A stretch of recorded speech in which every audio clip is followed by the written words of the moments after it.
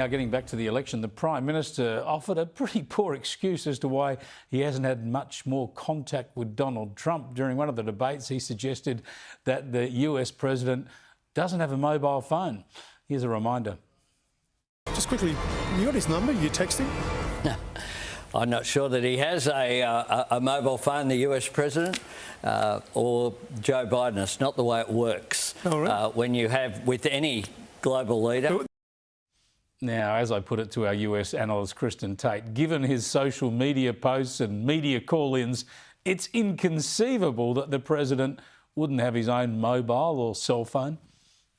Of course not. Donald Trump has a cell phone. Now, Trump probably isn't one for texting notes back and forth. He's a very busy man and likes to talk to people live with no nonsense, kind of to the point. But look, if your PM wanted to get in touch with Trump, he obviously could have. That's what he should have said. Now he just looks like an irrelevant fool for suggesting that Trump doesn't have a cell phone. That's ridiculous. You've summed him up from a great distance very well there, Kristin Tate. Let's get on to some of the more serious issues that have been confronting the President this week. And, of course, he went to Rome, he went to the Vatican to attend the funeral of Pope Francis. And fortuitously, inside St. Peter's Basilica, he had what is now a famous meeting with the Ukrainian President Volodymyr Zelensky. And this looks like it might have been fruitful, especially when you contrast it to their last meeting in the Oval Office, which was a disaster, because it wasn't long after this meeting that Donald Trump started actually putting pressure on Vladimir Putin, the Russian president. Here's the latest from Donald Trump. I want him to stop shooting, sit down and sign a deal. And we have the confines of a deal, I believe. Kristin, this shows that Zelensky has cut through, doesn't it? It certainly suggests that. I think Trump is realizing and has been realizing that this is a much more complicated and difficult issue than he thought it would be on the campaign trail. Look, I mean, Putin's a very proud man. He's going to want to walk away from all of this looking like the victor. He is not likely to agree to any kind of permanent truce unless it's perceived as having come from him. And, you know, the left loves to call Donald Trump a Russian stooge, but under the surface, Chris, these two men, Trump and Putin, they don't trust each other. And let's not forget that during Trump's first term, he actually pursued the most hardline, forceful anti-Russia policy since any U.S. president since Ronald Reagan. I mean, he sanctioned the Nord Stream 2 pipeline. He provided lethal aid to Ukraine.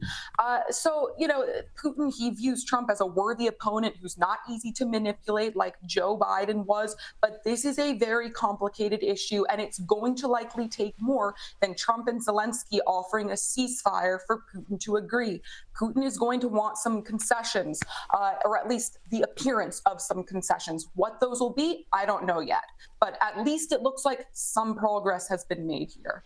Yeah, spot on. Let's look at matters just north of you, just north of the border, and the Canadian election today. Now, the Liberals there were down and out under Justin Trudeau. They were really on the back foot going back a few months, which is why he resigned, of course.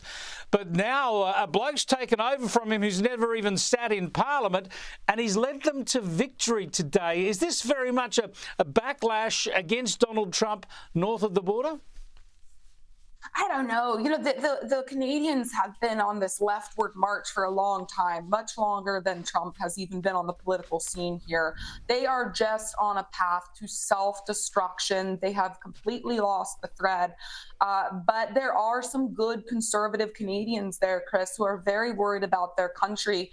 All of us Yankees here in America, we just look at them with horror, what they have done. I mean, remember a few years ago with the truckers protest there, you had the government, preventing people from accessing their own bank accounts. And it's just gone more leftward. So it's very troubling what's going on in Canada. Yeah, it sure is. But it looks like when they're called the 51st state and all the rest of it, it's created a different political dynamic in Canada, of course, to what those remarks create in the US. We will see. It could have an impact, really. The same sort of factor to a less degree, I suppose, but the same sort of factor seems to be playing out in the Australian election. Let's finish off on a little bit of US-Australia relations, though. And the first Aussie to get himself a win on Super Bowl day. today, Jordan Mailata with the Philadelphia Eagles. He's actually got to meet the president, who's taken note of the gigantic size of this former Sydney NRL player. Have a look. We're going to introduce him, Jordan Mailata.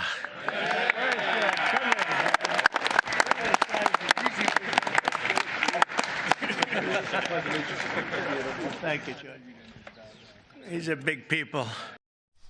I don't know how big you are on the NFL, Kristin, but it's good to see an Aussie doing well and being recognised at the White House. Yeah, it's great. And look, Trump himself is a big man. I've met him several times, so he's not surrounded by people who are much bigger or taller than him very often. So he was a bit dwarfed there. But no, it was great to see that. And we Americans, we affectionately have a stereotype of you people in Australia, our friends. We think everything is bigger there. Your deserts, your spiders, your crocodiles, and now apparently your football players. So yeah, it was a great moment, and Trump definitely meant that affectionately. You're spot on, Kristin. Texas is a tiny state by our standards. Thanks for joining us. We'll catch up next week.